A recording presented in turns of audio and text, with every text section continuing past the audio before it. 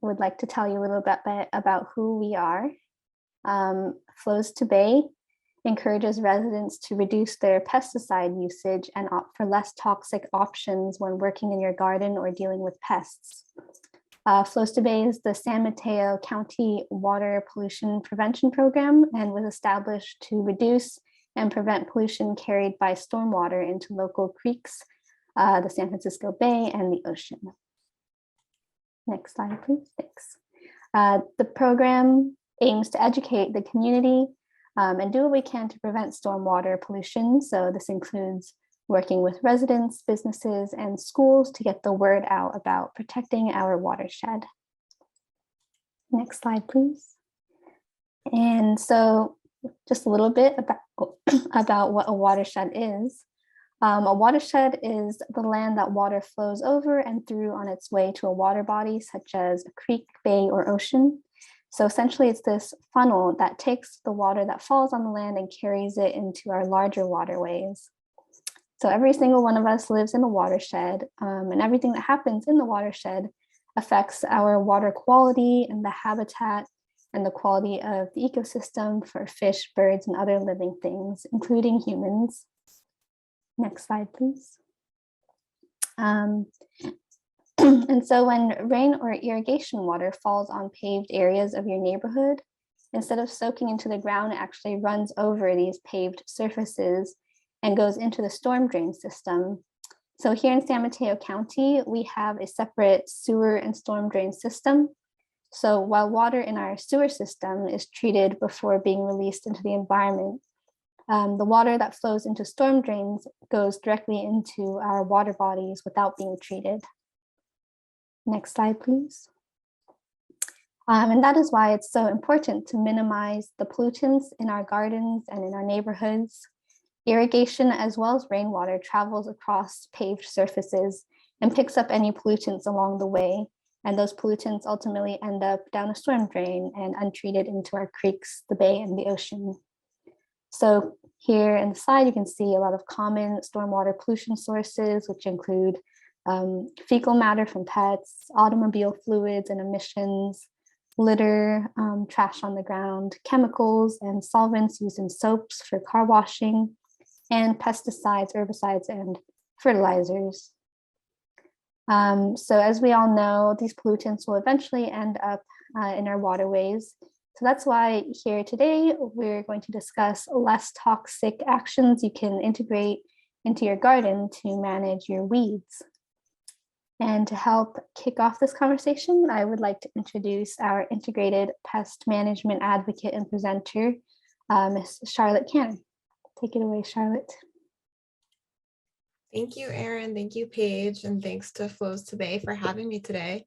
And thank you all for being here.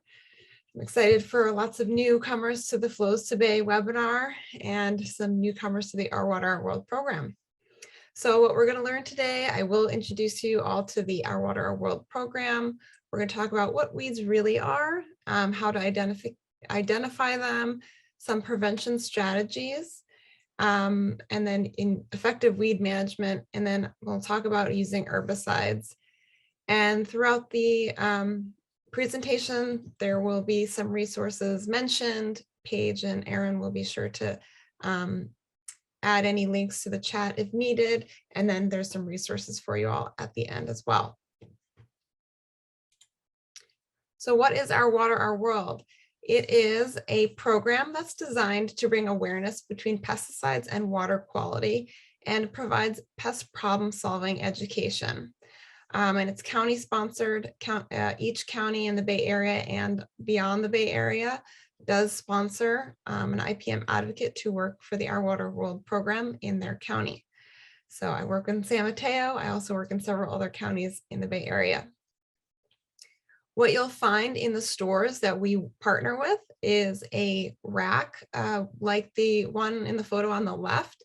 That's informational handouts on common pest issues and other garden topics, free for you to take, of course. And then you also might see in some stores these blue tags on the shelves that highlight the eco-friendly products that are available on the shelf. Some stores also do have QR code posters as well. And then we also have the Our Water, Our World website, which has all of those fact sheet information and information about individual, or sorry, let me try that again. It has all the fact sheets and it has information about water quality and less toxic pesticides, excuse me. So for those of you who aren't familiar, I am going to give a brief overview of what integrated pest management is. It's what we teach at Our Water, Our World and what we encourage. IPM is a decision-making process, really. It's looking at the whole, the garden. In this case, we'll talk about the garden, not the home. We do talk about pest management for the home, but today we'll focus on the garden. It's looking at the garden as a whole and really taking a step back and looking at the big picture before we take any action. And we're always using science-based strategies. And we ask a lot of questions. So, and this is where the decisions come in. What is the problem at hand? A lot of times we'll see something that looks like a problem, but really it's a symptom of a different problem. So what we need to do is really trace it back, step back, and figure out what's really happening. Just for example, yellowing leaves on a plant is a very common issue. People get very concerned about it. It can be very concerning, but it's not always a pest. It's not always a fungal disease. It could be a watering issue. It could be a fertilizing issue, or it could be something else stressing out the plant. So really digging deep instead of just immediately going for a product to deal with it, figuring out what's really going on. And then another big question we ask, which I think is kind of important, especially when talking about weeds, is can we live with it? Sometimes there are problems out there that are short-lived and we can just kind of let them pass. They're not going to cause a lot of problems, so we just deal with it. A couple of aphids on a plant is going to be fine. It's not going to bring down our plant, so we can live with a few. But once it gets past the threshold where it's causing harm, we're going to take action. So again, we're always weighing, do we need to take action or should we just kind of monitor and see how it's going? And then on the right are the steps of integrated pest management, and prevention is always number one. We focus a lot on prevention. There's a lot of things we can do in the garden before pests, weeds, insects, anything comes in, that we can set ourselves up for success and really avoid big problems in the future.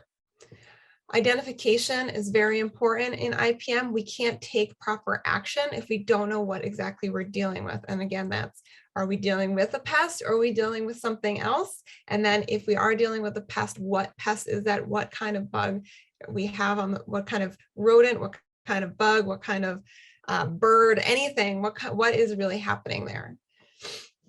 And then we have our action steps. If we decide we are going to take action, there are 4 kinds of action steps, or called controls, in integrated pest management. First is cultural controls, and we're going to talk a lot about these today. It's really focusing on the health of the garden, bolstering the health of the garden, creating a really great environment for your plants, and a not good environment for pests. So kind of changing the environment, and we're going to talk about that specifically today.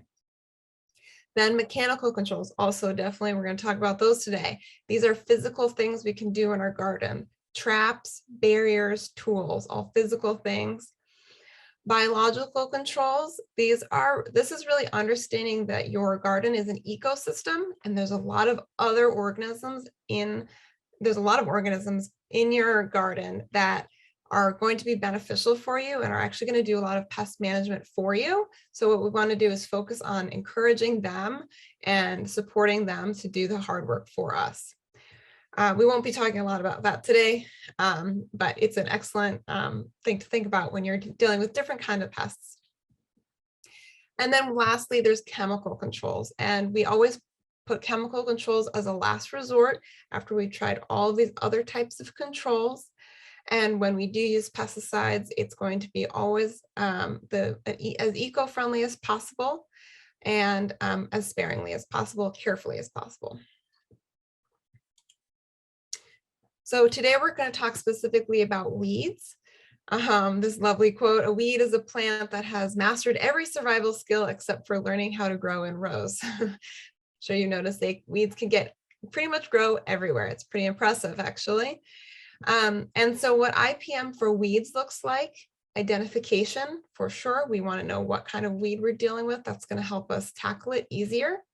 We'll talk about prevention, how to prevent weeds from coming in at all. And then our action steps are going to be early detection and how to remove them in different ways. So first, what is a weed? It's not a very straightforward answer. A weed is really just a plant growing in an undesirable place.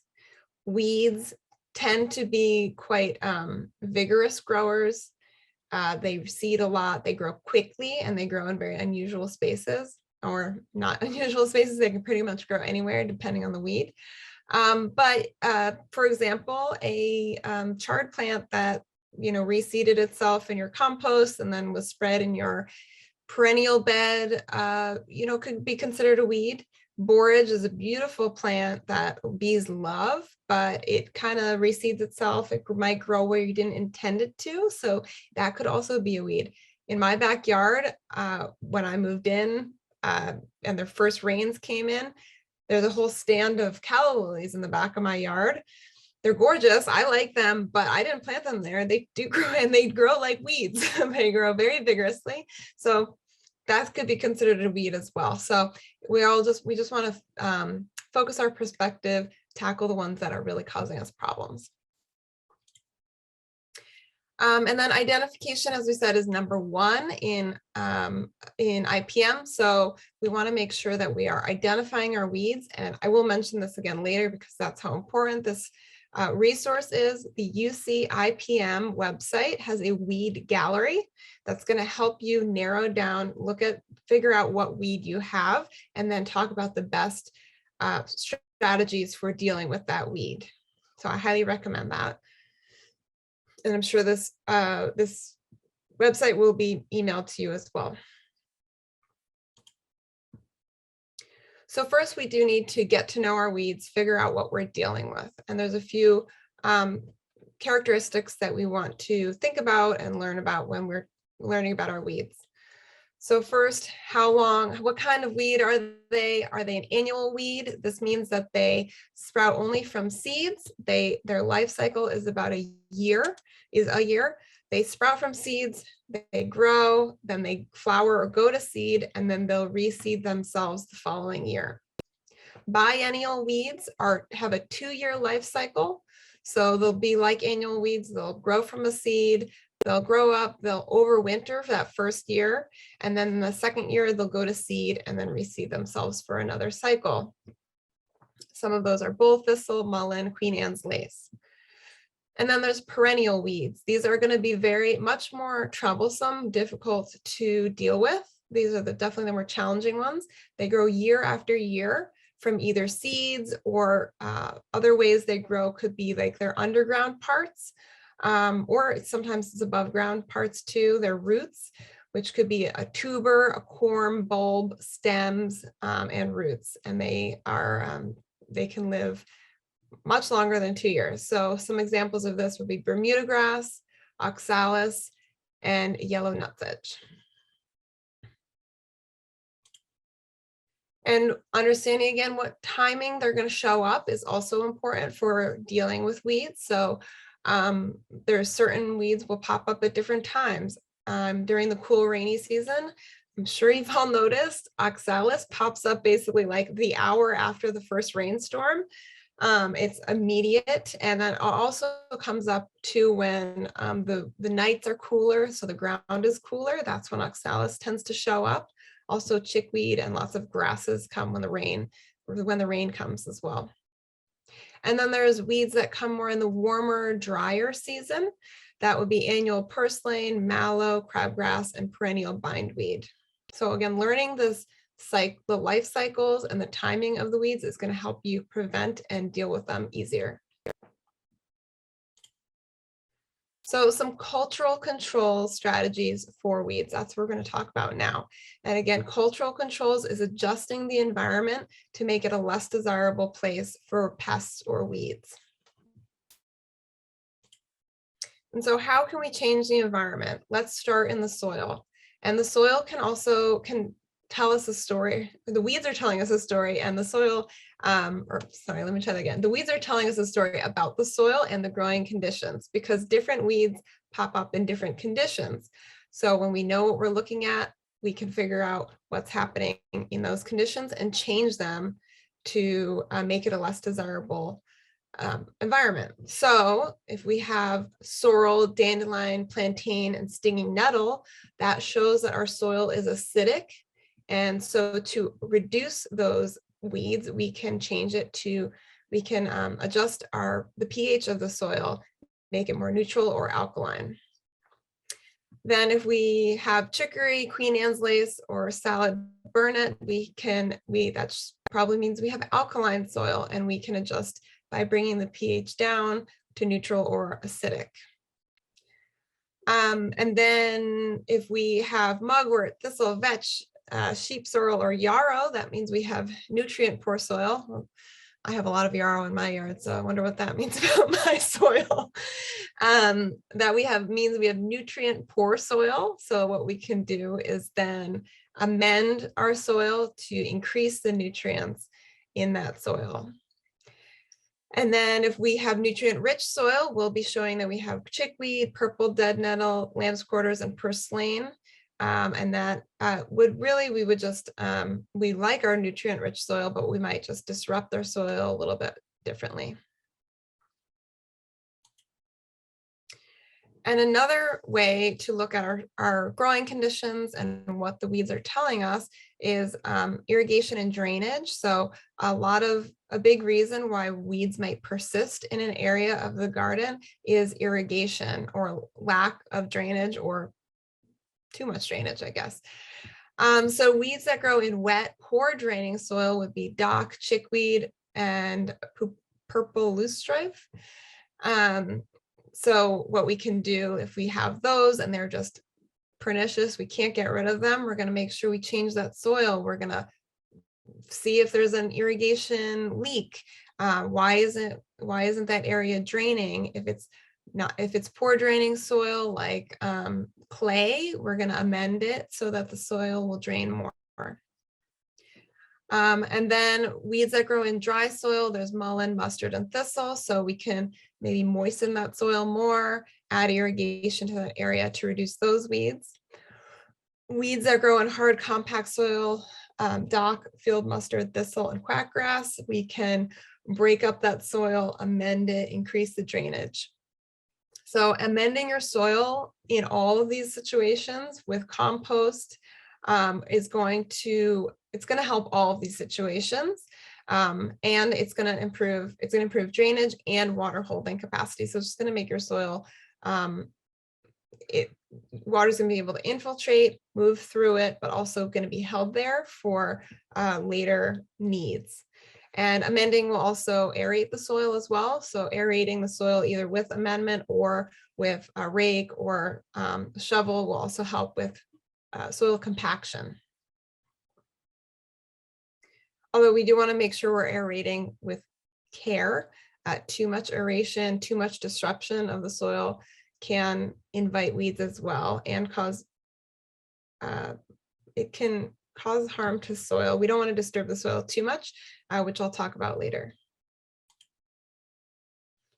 And then understanding how your weeds are getting to your yard is also a really important way. It's a preventative measure, and it's just understanding, what the problem is. So understanding that weeds can come in a lot of different ways. So on your clothes after a hike, from lawnmower equipment, if you have hired gardeners and they're just using the same equipment at every location that they work at, then they could be moving weed seeds around. So maybe if you get your own equipment and encourage them to use your own equipment. It can just come in on the wind. A lot of weed seeds are designed to be carried far, like a dandelion head. They can be carried far on the wind. On potted plants, sometimes nurseries do take very good care, usually to keep weeds out of their potting soil and their plants, but there's always a risk, of course. Things can blow around, as we're talking about.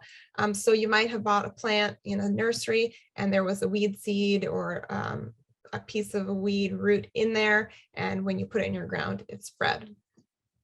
Pet's fur can bring in weed seeds and other debris, and then birds and other wildlife can bring it into your yard as well. And as I mentioned, we do want to reduce disturbing the soil for a few reasons. When I talk more about soil in like soil classes, I talk about this a lot.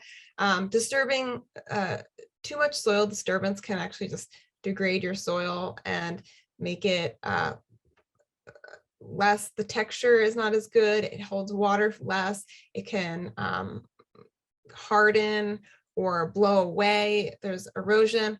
But we're talking about weeds now, so don't get me sidetracked on soil. But so when it comes to weeds, though, what happens is when weeds go to seed, they release hundreds, thousands of seeds.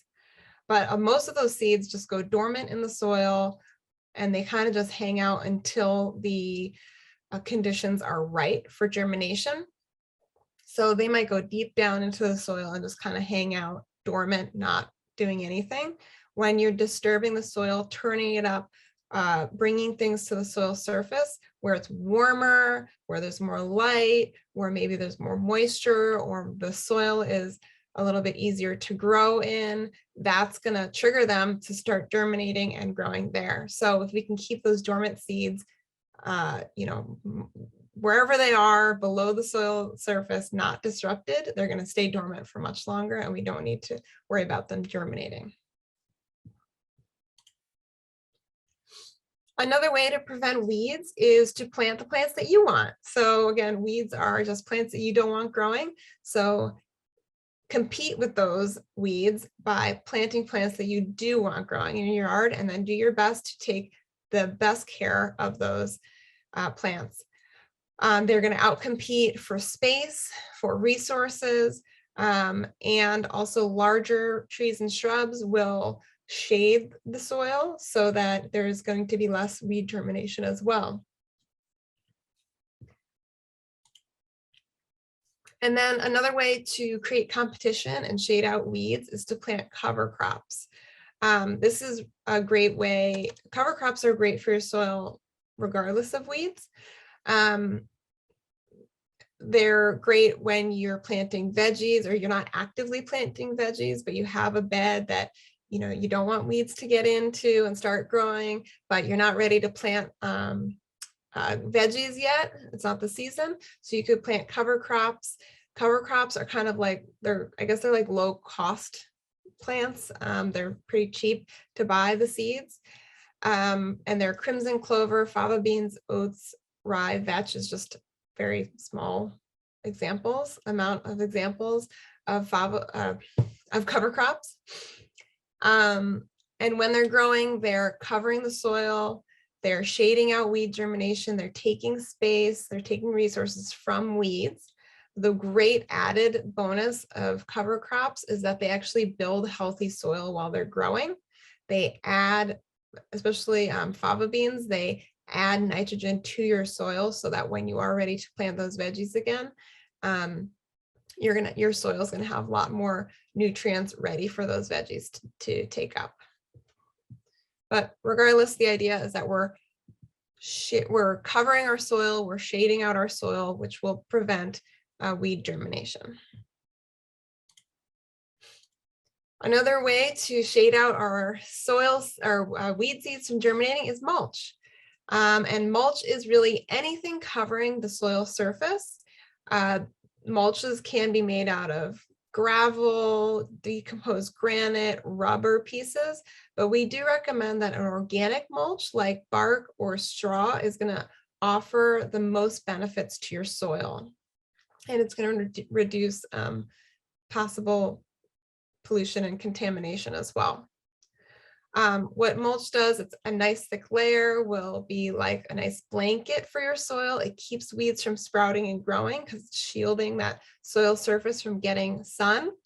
It adds nutrients to soil as it breaks down. It feeds the soil organisms. It saves water and reduces evaporation. Very important to understand as we enter the summer months or the warmer months. It keeps that soil cooler. and it will reduce the evaporation because it's covering that soil surface. It reduces soil compaction and holds the soil in place to reduce erosion. And again, it keeps the soil cooler in the summer and warmer in the winter. 2 notes, or 3 notes actually, about mulch.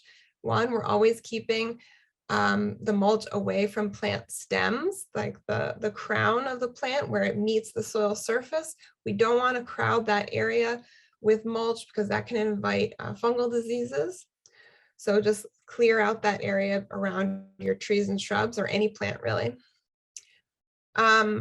If you get a big delivery of mulch, sometimes there's an app called Chip Drop.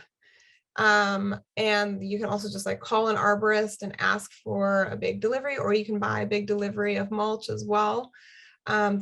Usually they just dump it right in your driveway. If you don't use it in that first day, don't put it on your garden that first day, it's important that you tarp it until you use it again, because that will reduce the mulch from getting in, like blowing from wind or with rain going into those sewers at the street level. Too much of that can cause buildup and blockages, and we don't want to cause those blockages in the sewers. So just keep that in mind if you get a big delivery. And the last thing I'll note about mulch is that if you are in a fire-prone area, you do want to keep mulch away out of that first 5 feet from your home. So that 0 to 5 feet outside of your home should not contain any organic matter, including plants and mulch. That's where you put your DG or your pea gravel or your stone walkway. And then 5 feet out from your house, that's when you can start using different mulches and plants. There's more information on that on some links that Paige and Aaron can send out for you to read about. There's also different kinds of mulches that are going to be less risky for fire-prone areas as well. The gorilla hair, the super fine, flaky mulch is definitely more of a hazard than a chunky composted mulch.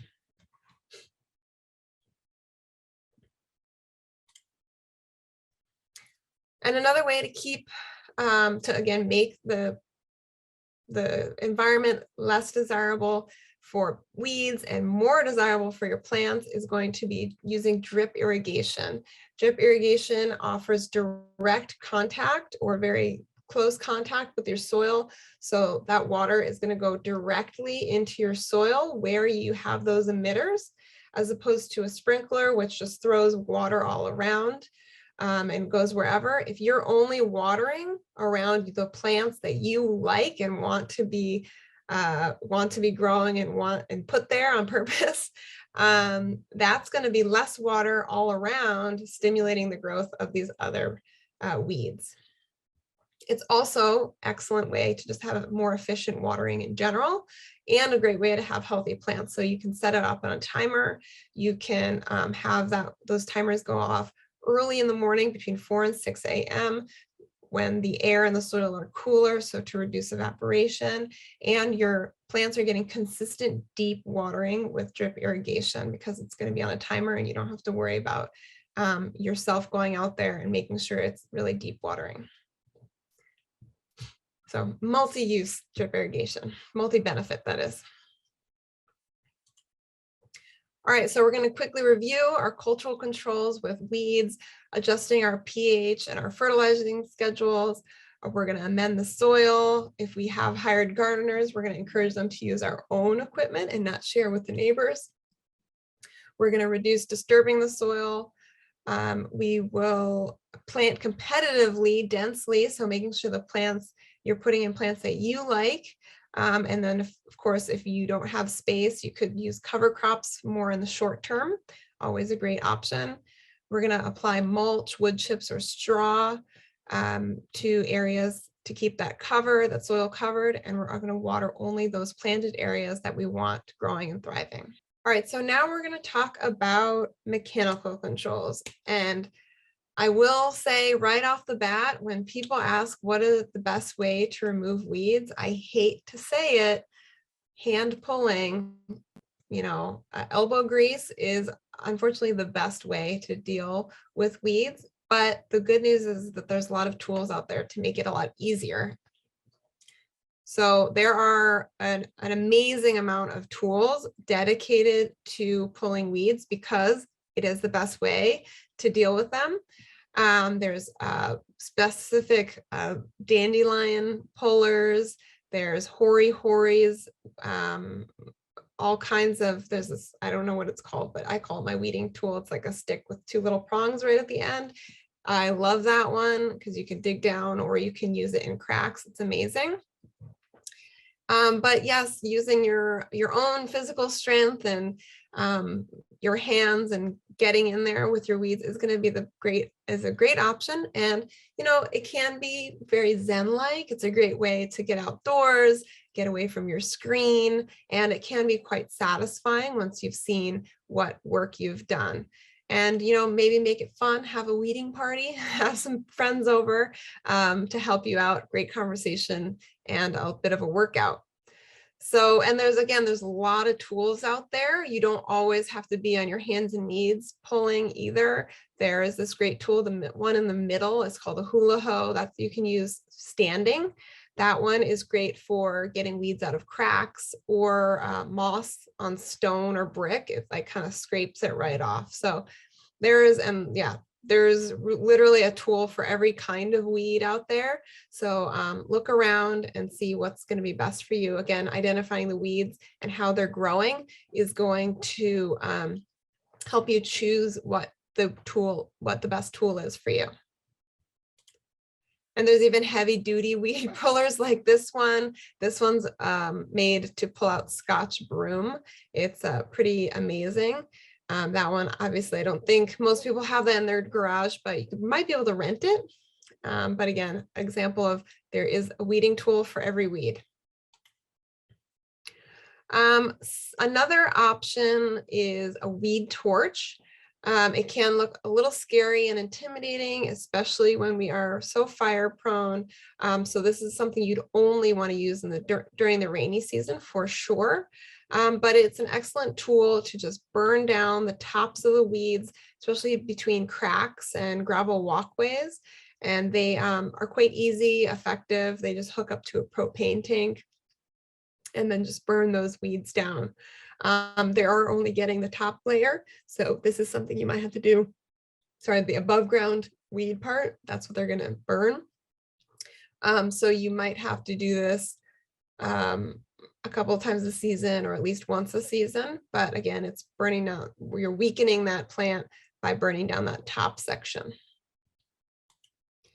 And then similarly is a weed steamer. It's less common. You might not see it in stores or it's usually more for commercial use, but, and you might start seeing them on the market as options going forward, but they work similarly to those weed torches. They just steam that plant and really immediately quickly kill the top portion of that plant. And we'll go into this a little bit more, but really it's really about when you're dealing with weeds and doing things manually, it's about disrupting that plant as much as you can. And obviously we can usually only disrupt that first part, the top part, above ground part. With perennial weeds, it is much harder to do with the below ground parts. The more you tackle the above ground part more over and over early and often, and I'll say this again later probably, is you're just going to be weakening that plant.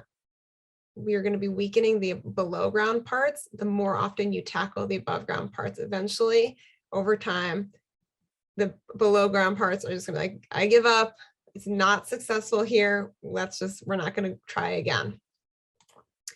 So in that same vein, mowers and line trimmers are also a great way to tackle that above ground part. Say you didn't get to your weeds early, you let them grow up a little bit too high, but you still want to tackle them and you have a big area. Mowers, line trimmers are a great option for this.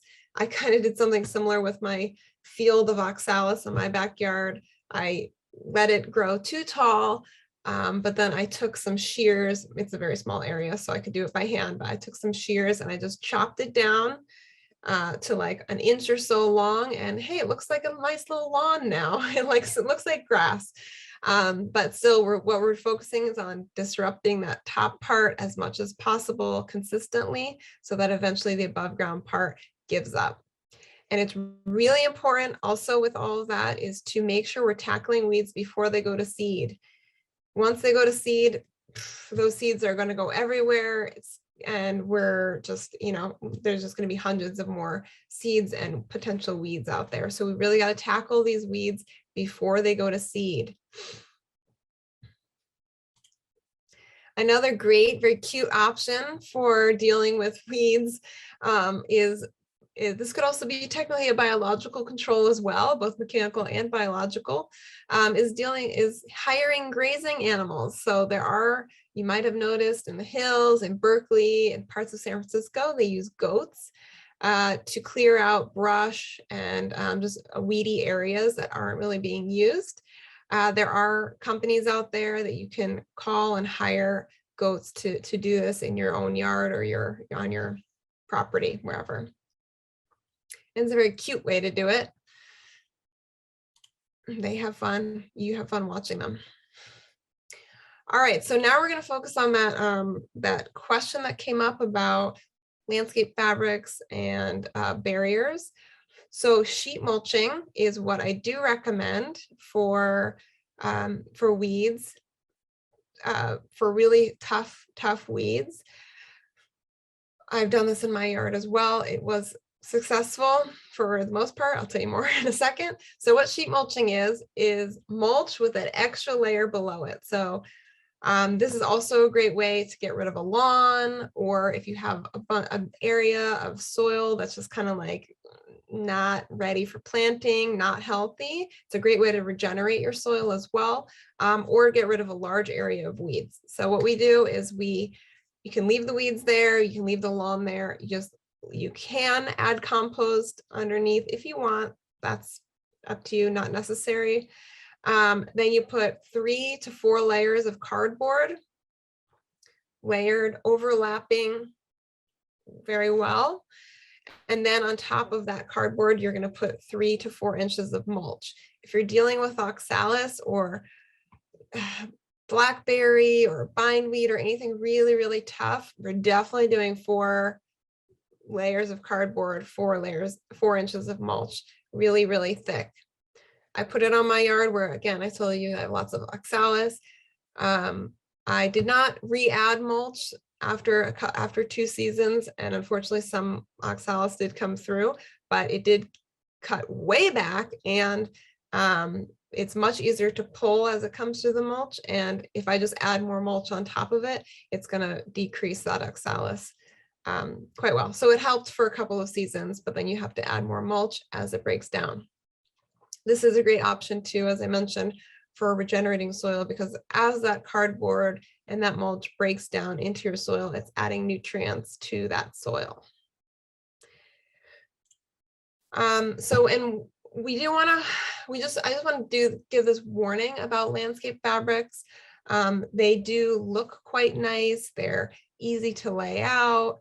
But I do want to warn that they are often made from harmful chemicals. They are usually made from some sort of polyester or plastic material.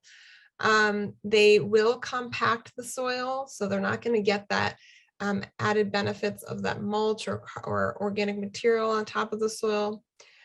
Weeds are going to eventually come through them. They definitely can. It's only a short-term thing. And when the weeds do come through, it gets more difficult to weed that way, because you're kind of we're wrestling with the fabric and the weed at the same time. Weeds will also end up growing on top of the fabric and underneath the fabric, and then you're just going to have to deal with it from all angles. It can get very difficult. Landscape fabrics can be very expensive if you have a really large area. I don't recommend it. That free cardboard from your neighbors, ask on Craigslist, ask on Nextdoor. Lots of people are always getting rid of cardboard, so that's a cheap option. Existing plants can suffer when you're using landscape fabrics. Again, it compacts the soil. It doesn't add any nutrients to the soil. So plants can suffer. It will be more difficult to repair any irrigation lines because you'll have that fabric laid down. And it does break down over time. And when it does, it's adding those microplastics, that material into the environment and into the waterways. So it can be, and then it can add harmful chemicals to the environment as well. So that's my warning. Weed netting or netting is also can be like that goes under like sod and things, can also make things very complicated and difficult as well. So I should say stick to the organic materials, the cardboard, the mulch, the straw. All right, so as I said, there's lots of different kinds of weeds, and they can be approached differently. So the annual and the biennial weeds, they're going to really benefit from a quick disturbance pull, using the Hula Hoe to scrape right across them, like in that photo, right when they just emerge. And as I said, like oxalis, well, oxalis is a perennial one, but for example, you know it's going to rain, oxalis comes out a couple hours later. If you hoe it right away or disturb it right away, it's going to decrease the growth. And that goes with all annual and biennial weeds. So hoe at the first site. When the soil is dry, you can use a weed torch or a steamer right away when they first come up.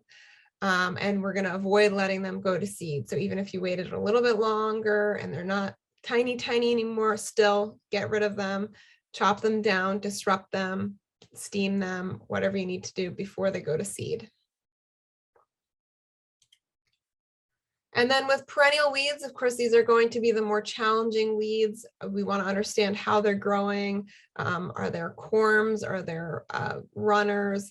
How are they spreading? So that's going to help us tackle that a little bit more, a little bit easier. So we're going to dig them out. We're going to pull them out. We're going to cut them down. If you got a really crazy, ivy or blackberry, it's impossible to pull those things out sometimes. So what you're going to do is you're just going to cut it down as much as you can, all the way to the surface, and then cover it with mulch, cardboard, whatever you can.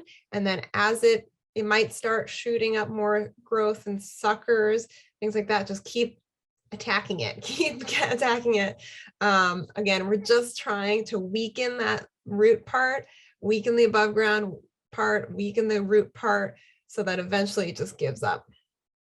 So we're going to mow them, cut them down, use a weed torch or steamer, sheet mulching to smother, and we're always avoiding letting them go to seed.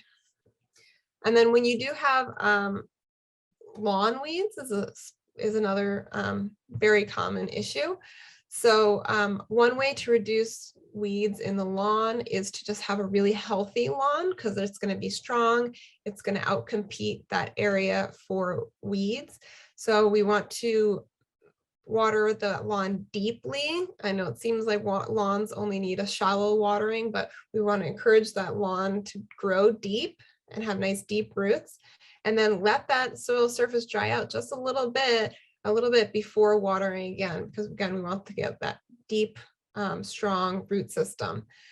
And then if you do remove a weed from a lawn and there's a little hole, immediately reseed it and then water that in, so that hopefully that lawn can regrow and not allow any space for those weeds to come back. Again, some more tips to reviewing our tips for weeding. We're going to prioritize our weeds. Always tackle the most difficult ones first. Our blackberry, our ivy, our oxalis, whatever, your poison oak, those big difficult ones, let's do those first, because the other ones, the annual weeds, the biennial weeds, that are going to go away eventually, and maybe they won't cause as many problems. So we're going to prioritize our weeds. And I do want to just share, with these really tricky, difficult weeds like the blackberry and the poison oak, even though they're really tough, if you get them when they're young, they can be pulled out a lot easier. And again, you keep at it, keep pulling, keep trimming, keep disrupting the growth, it's going to keep it way back and weaken it. If you're dealing with poison oak, make sure, of course, and blackberry, because blackberry can be quite thorny, but with both any of these thorny or poisonous weeds, you want to make sure you're wearing gloves, long sleeves, eye covering, face covering, long pants. Really protect yourself, protect your skin. There is a product called Technu that's like a soap that you can wash your clothes with after you deal with your poison oak that will reduce that or will get rid of the harmful toxins that the poison oak has, and so that and it neutralizes them. So wash your clothes immediately after. So dealing with weeds is very challenging and frustrating. So again, make it fun. Have a weeding party, listen to some great music, get in the zone, meditate. It can be really fun. And we are not composting our weeds unless we are 100% sure that there are no seeds or runners or corms or any sort of spreading property in them. It's best to, we're not going to compost them in our backyard bins, excuse me. So if we have our backyard compost, we're not putting our weeds in there. You can put them in the green bin at the industrial sites. They heat up the compost long enough so that they kill those seeds and those parts. So you don't need to, you can definitely put them in the green bin. Don't put them in your backyard bin. And don't plant a pest. So make sure, we'll go to the next slide. What I mean by that is understand when you are planting plants that some can be listed on the Invasive Plant Council. So there's this great website called the California Invasive Plant Council, and they have a campaign called Plant Right that's offering education on plants that are invasive. And there are plants that are sold in nurseries that are popular or formerly popular, and then they get moved onto the invasive plant list once they are discovered to be problematic for the environment. This Heliochrysum is an example of one that was quite popular in like containers and lots of plantings, but now it's on the invasive plant list, so we want to avoid that one. And unfortunately, I did learn recently that alyssum, this beautiful plant that grows super well in our environment, it's has the white puffballs, sometimes little purple puffballs, great for beneficials, great for attracting the good pollinators and good bugs to our garden, is on the invasive plant list. So I would read about that. It's kind of unfortunate because I do love that plant. So just being very careful when we're planting those plants, or not at all. All right, so we talked about cultural and mechanical controls, and now we're going to talk about chemical controls. And when we are talking about weeds, we're talking about herbicides. Herbicides are pesticides. Pesticides is the big umbrella of all things that kill pests. Weeds are pests. So we're going to talk about herbicides. When we are going for a weed killer or an herbicide, what we're first going to do is read the label. And so this one, we're going to look at those active ingredients. These active ingredients are going to be less toxic for our environment. And we see that it says for organic gardening. So that's a good option. This product could be a good option for us. Then we're going to turn it over and look at the back label. All pesticides have a label on the back with lots of information that we should be reviewing before we even leave the store. So this one is a contact, non-selective, broad spectrum foliar grass and weed killer. What does that mean? Contact means it kills on contact of plant tissue. It needs to come in contact with that weed or leaf tissue to work. It's not a systemic, it doesn't move through the plant. And it's not a preventative either. So non-selective means it kills any kind of plant tissue that it comes in contact with. So you need to be careful that it could harm desirable plants. And then broad spectrum means it kills a large list of weeds or plants and grasses. So it kills many types of weeds and grasses, both broadleaf and grass. Here is the list of all of the pests that it can kill. Again, if we've identified our weed, if our weed is not on this list, we cannot use this product. And then we want to make sure we look at the precautionary statements, hazards to humans and animals, how to apply. We're wearing our safety glasses and gloves. We're not getting it on our skin or in our eyes. Even the eco-friendly products can cause harm to ourselves and in our environment. So we want to make sure that we are super aware of all of these risks when we're using a product like this. So a few more terms to understand when we're choosing a product or we're learning about a product. Narrow spectrum or selective means it kills only a few closely related organisms. So this is always a preferred option when we're using any kind of pesticide. The more narrow spectrum, that means less risks to other things that were unintended to come in contact with this. So for example, there are lawn weed killers. So those are specific herbicides designed to kill only broadleaf weeds in a lawn. So when you spray it on your lawn grass, it's not going to kill grass, but it will kill the dandelion or the broadleaf weed in that grass. Broad spectrum means that it kills a lot more. It kills a lot of different things. It's non-selective. It kills a wide range of pests and non-target organisms. So we have to be super careful with those because we could accidentally harm our roses or our veggies or other plants that are around.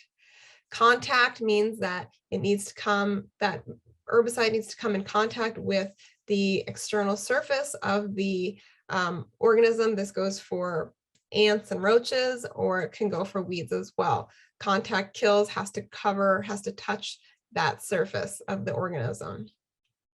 Whereas systemic or translocated pesticides, herbicides, are absorbed and they circulate throughout the plant.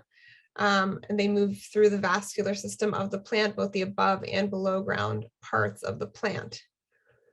Pre-emergent for herbicides means that it inhibits the area that the pesticide is placed on, and it kind of creates a film on that area so that it prevents weed germination. So before you get rain, if you put down a pre-emergent, it will prevent those weeds that are the seeds that are already in there and would get waken up by rain. It prevents them from germinating. And then post-emergent would be something we're using after the weeds have emerged from the soil. We can see them and we're going to spray on them. That's what most of them are. Most of the herbicides are. Timing is important. We want to understand that herbicides can kill weeds quite quickly. This goes for the contact post-emergent weeds, weed killers mostly. They can work quickly and burn down the material in a couple of hours. Some can take longer, up to a week or more, which are those are the systemic, the ones that are translocated through the plant tissue. And these, all pesticides, some can persist in plants and soils for long periods of time. So that's why we want to really understand what we're applying, because they can cause harm for a long period of time. They can get into waterways. As I said, some active ingredients are likely to move through soils and into groundwater. The synthetic pesticides can persist in the soil for a very long time, get into groundwater and cause harm in our water supply. So we do want to that's why we're so aware of what we're spraying, when we're spraying. And then of course, we also want to, with any pesticide we're spraying, we're going to avoid windy days, and we're never going to spray when there's rain in the forecast, because we want that material to get on where we're targeting, stay where we want it to be targeting, not blow into the neighbor's yard, not blow onto our rose plant, not get where we don't want it to go. And we want it to stay there and then dry before the rain comes so that it won't get washed into waterways. We're also going to understand that no pesticide is risk-free, even in eco-friendly. They're always designed to kill something, so there are inherent risks. So we want to make sure we're aware of unintended consequences, regardless of if it's a synthetic pesticide, an eco-friendly, and especially if it's a DIY pesticide, which we'll talk about in just a moment. Drift is a very common issue with herbicides. This photo on the left is of a rosebud that emerged in the spring. The area, either this yard or the neighbor's yard, was treated with Roundup, and it damaged that rose plant because of drift. And then, as I mentioned, there's contamination risks to soil and groundwater for you when using synthetic pesticides or overusing certain pesticides. We don't want to be overusing. That's why we always want to apply according to the label. Pesticides can damage soil microbes, which then will also cause your plants, the plants that you like, to not grow as well. And understand that more is not better. Again, follow the label, say what the label is. More pesticides don't mean it's going to work better. And about those DIY weed killers. So a lot of people think a little soapy water, dish soap and water can deal with weeds and other pest issues, or salt or vinegar on our weeds. I really, really want to encourage people to avoid these options, and there's a few reasons why. Most dish soaps on the market are detergents. They're not pure soap. They contain lots of other ingredients, dyes, surfactants, things that make the soap really sudsy, that can cause harm to waterways. The only pure soap on the market is Castile soap. Usually it's with the brand called Dr. Bronner's, but I've heard that Whole Foods also has a 365 brand of Castile soap. That's going to be the most pure option on the market. Otherwise, I do recommend buying the eco-friendly herbicide on the shelf and applying according to the label. Salt can be quite detrimental to the soil and the other soil organisms. Also, salt can inhibit, too much salt in your soil can inhibit the soil's ability to uptake water. So that will be problematic, causing problems for when you're trying to water. So really avoiding salt as well. And then vinegar, there is a lot of vinegar options on the market now as weed killers, which is, I don't know, something to think about. Just to share, I just want to offer caution to people when they are using these vinegars. Yes, they are going to be less toxic than a lot of other herbicides out there, but understanding that household vinegar, what we put on our salad or so is, or something, is 5% acetic acid, and that's not going to be strong enough to kill weeds. The household vinegar that we might use for cleaning is 11%, and that can cause burn skin and cause eye damage. So really being really careful with even just 11% vinegar. And a lot of the horticultural vinegar that's out there on the market is 20 to 30%, which can cause blindness and can corrode metals. So when we are working with horticultural vinegar for weeds, we need to use extreme caution when we're mixing and spreading that vinegar. So I would opt to go for the hand pulling, the mechanical cultural options. And then if we want, go for an eco-friendly herbicide, which is going to have still some risk, of course, reading the label carefully, but potentially a lot of potential less harm to our soils and to ourselves. A great DIY remedy is boiling water. Also must be handled with care, of course, because it's hot water. So, but boiling water on the cracks where those weeds are growing up through the cracks and they're really hard to pull out, just put some boiling water on them and they will shrivel up just like that steamer. It's the same idea. It's not, a forever thing. You're probably going to have to do it multiple times, a few times a season or once a year when they come back. But it's going to be very eco-friendly and not going to add any chemicals to our waterways. Just careful not to burn yourself. So things to look up that are good on the internet. So I was warning you about things to look up on the internet that are not going to be so good, the DIY remedies, but things on the internet that are helpful.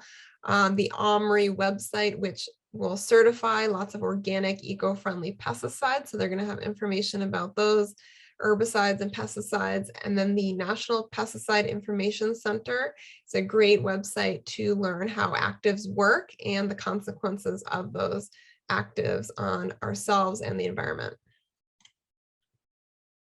Again, the weed gallery is going to help you identify your weeds and how best to treat them on the UC IPM website.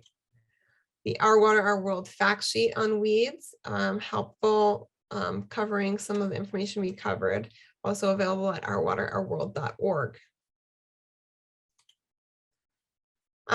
And, maybe we can just appreciate weeds a little bit more too. I always say, while weeds are very not pleasant to look at sometimes and can cause problems in our environment, they also, if they're flowering, they can offer food for our pollinators.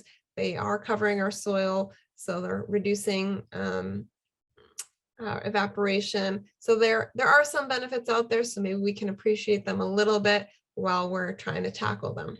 So don't let weeds make you go crazy.